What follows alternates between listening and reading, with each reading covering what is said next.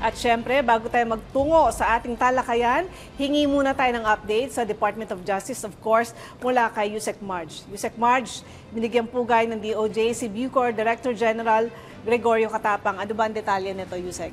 Asik Weng, pinapurihan ni Justice Secretary Jesus Crispin Boyeng C. Remulla ang natanggap na Modern Hero of Integrity and Service Award kamakailan ni Bucor Director General Gregorio Catapang Jr. Galing sa Asia's Modern Hero Awards para sa taong 2025.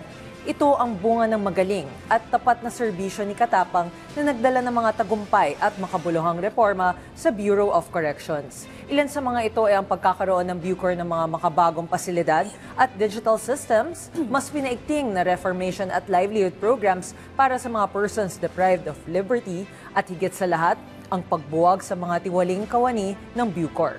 Nagpapasalamat si Secretary Boyeng Remulla kay DG Catapang sa ipinamalas nitong galing at integridad bilang kaakibat ng Department of Justice tungo sa isang bagong Pilipinas. Ito naman, Yusek, patuloy yung pagpapaigting ng DOJ sa kampanya kontra human trafficking.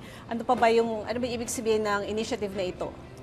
Okay, so Asik Weng, hindi hahayaan ng Department of Justice na makaporma ang human trafficking at korupsyon sa ating bagong Pilipinas. Ito ang muling ipinangako ng Interagency Council Against Trafficking o IACAT matapos ikasa ang isang malawakang training kamakailan sa Makati katuwang ang Australian Counter-Trafficking at United Nations Office on Drugs and Crime. Lumahok rito ang mga prosecutor, police at iba pang kawani ng gobyerno. Ipinakita sa mga kalahok ang kahalagahan ng koordinasyon at kooperasyon para mapalakas ang laban kontra human trafficking at korupsyon. Itinampok sa training ng IACAT ang anti-corruption guidelines, praktikal at aktual na paraan ng paghawak sa mga kaso ng trafficking at katiwalian. Binigyang diin ni Justice Secretary Boyeng Remulla na hindi lamang pamahalaan ang may tungkulin na labanan ang kriminalidad. Sa halip, ito ay isang responsibilidad na dapat pagtulungan ng bawat Pilipino. Maraming salamat sa iyong update, Yusek Marge, at sa iyong mga binahagi pa na ibang impormasyon mula dyan sa DOJ. You're welcome, Asik Weng.